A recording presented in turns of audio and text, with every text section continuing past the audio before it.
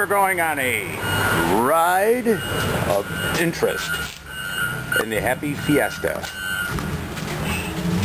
Yo quiero Taco Bell. We are now driving past the home of former Bears All-Star Walter Payton. And Hall of Famer too. So a little side trip there on the way out. So cool. And just to let you know, his address was the same as his jersey, 34. Pretty interesting. There it is. It's the pumpkin head. There it is. There's a large pumpkin on top of that silo. It's sitting on top of that barn, it looks like. Yes, the Goldberg's Farm. They have pumpkins every Halloween you can pick up, and suspected to have giraffes. That's pretty cool. All right, on our way. Entering the town of Barrington. Established in 1865. We're in beautiful downtown Barrington. There's the Catlow Theater. Pretty cool. That's been around a long time. Check it out.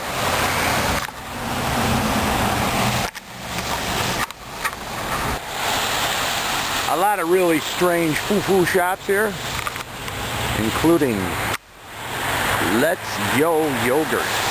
Let's Yo. A little bit of dark side of the history of Fox River Grove. There was a major accident coming up on this by this railroad crossing here, where 7 children were killed in a bus accident at this corner here. As you can see, there's like a light up at Northwest Highway here, and the one just before the tracks. A bus had stopped, and it was a substitute driver taking the students in to school and wasn't too familiar with the route. Got stuck at the light over there, and as you can see over the tracks here, it was sitting stuck at the light, and a metro train had come at about 60 miles an hour this way and hit the very tail end of the bus with such impact that it ripped the body off the frame of the bus, killing 5 students instantly, and 2 died later of critical injuries, and 21 altogether injured on that. A memorial has been placed over there. You can't see too well, but there was no way I could see how a 40-foot bus could have fit in that little bit of an area there, but she wasn't aware. The students were yelling as the train was approaching, and the driver had stated that she wasn't aware of the situation. She thought it was something going on in the bus and not the impending doom of the upcoming accident where the train had, actually rammed the students. That's what they were screaming to get out of the way. Anyway, we're here at a place that was a gang hangout. Anyway, I'll show you around.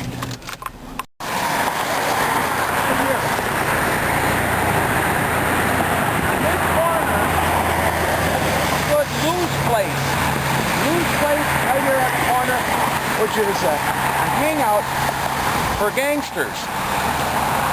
It's been totally leveled since then, and now you see there's just a little, nondescript shopping plaza in its place over here. But this was the place where the likes of Harpus, Dillinger, and Babyface Nelson used to lay low over here.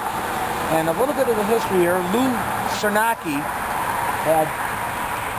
had moved out to Fox River Grove. He emigrated to Chicago from Czechoslovakia back in the 1900s, worked and moved out here at Fox River Grove in 1990. He bought a restaurant out here, a restaurant bar, and then converted it later to a 2-story restaurant. And during the 20s with Prohibition, he got to know some bootleggers, amongst them the outlaws that later came in the 30s, like Babyface Nelson and John Dillinger. Over here this octagonal, out in this parking lot where these dumpsters, where that group dumpster is, was a huge octagonal dance hall called the Crystal Ballroom. And this was a real go-to spot for people in the 20s, and it was in the heyday, and even in the 30s. Fox River Grove was a sleepy little area, but it was also a great picnicking ground. As you can see, the tracks over here on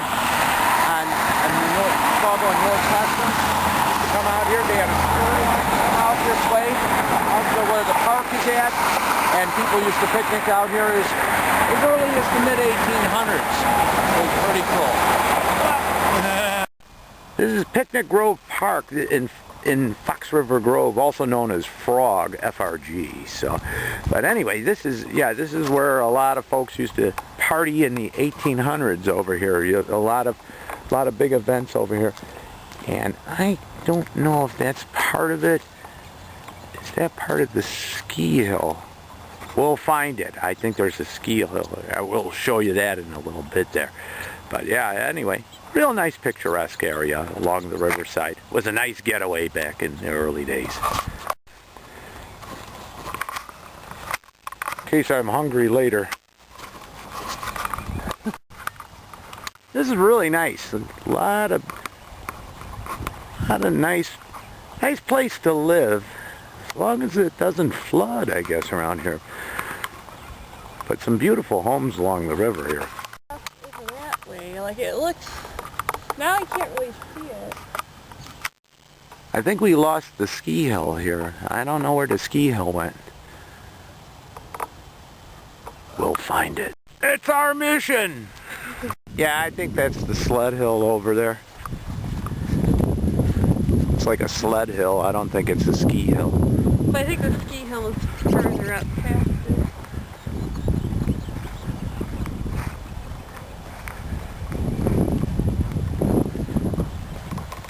As we chase the geese away. Goodbye, geese.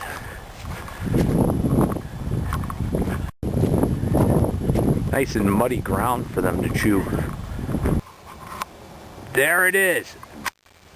But how do you get to it? It's way up there. It's not this hill. There's another hill back there, and you could see the structure for it. We'll find it. Whoa! It doesn't even look like it has any supports under it. See any supports under No. It looked like it was Hayden in midair, yeah. Drive this way and see.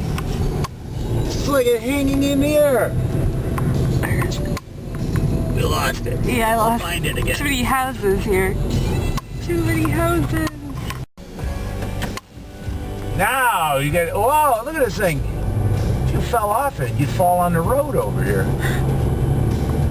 Is that wild or what? Look at that. And there's a junior jump there, I guess. Junior jump. Or you could jump from one to the other. For real. That would be really cool. If you could do it. Where the hell does it come in over at the... this year, they had an event scheduled in January, and it was canceled because we didn't have any snow. And it was rescheduled to February. And we didn't have any snow then either, so, but the weather was just way too mild for it, so. Anyway, yeah, that's it. That's the ski jump there. And I don't know where we can get a view from the other end, though. We'll have to take a look. We'll have to drive around a bit. All right. Anyway, on our way. Yeah. It's going down, going down, going down. We'll find it. We're going to find the base of this thing. Norge Ski Club entrance. Oh, there it is there. Wow, you got to be nuts to go down that thing. Where in the hell do they end up at? It looks like they keep on going down. They end up on the road somewhere. Wild. Anyway, you'd have to have rocks in your head to jump that thing. I don't know. That's the way I look at it. Anyway, cool. And we found the bottom of it, too.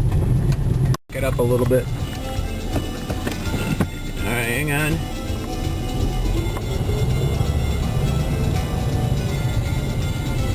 Wow, Wow, you gotta be nuts to look at that. Whoa.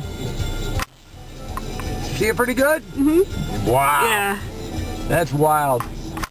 Wow. I don't go skiing, but that would be... I don't know where the hell they stop at. Admission, $15. Oh, there's the bottom of it. Wow. Oh. They stop in that little bit of distance? You gotta be kidding me. It's weird. Where are the brakes on that thing? Where are the brakes? Watch out, deer crossing.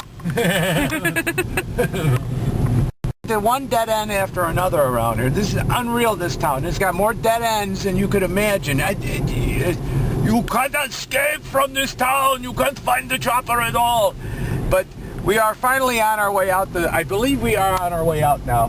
And, yeah, we're on our way back over to the main road again. This is unbelievable around here. Don't get in a car chase with the Fox River Grove police around here. You're dead meat in this town. Anyway, we're on our way. Yeah, I couldn't believe how terrible that sound was with all the traffic when we were at Lou Cernaki's, original site of Lou Cernaki's. But just to let you know, it was during the 20s, he ran the place and served alcohol. There's a kind of a speakeasy / restaurant, bohemian food that they served there, and became familiarized with a lot of the underworld characters there, and that's how most likely Nelson was probably one of the delivery boys at the time. He was running liquor in the 20s and part of the Tui gang. And yeah, so in order to give you an idea what the place looked like, I was able to check the internet, and I found a few photos here of the place here, just to kind of give you an idea here. This is how it looked when he first originally opened it. And let's see, we have the location. This is, and up here you can see right there's the Crystal Ballroom, and there's the structure. Now that was changed. Let's see, Lou's place. Let's see if we can find it in original location.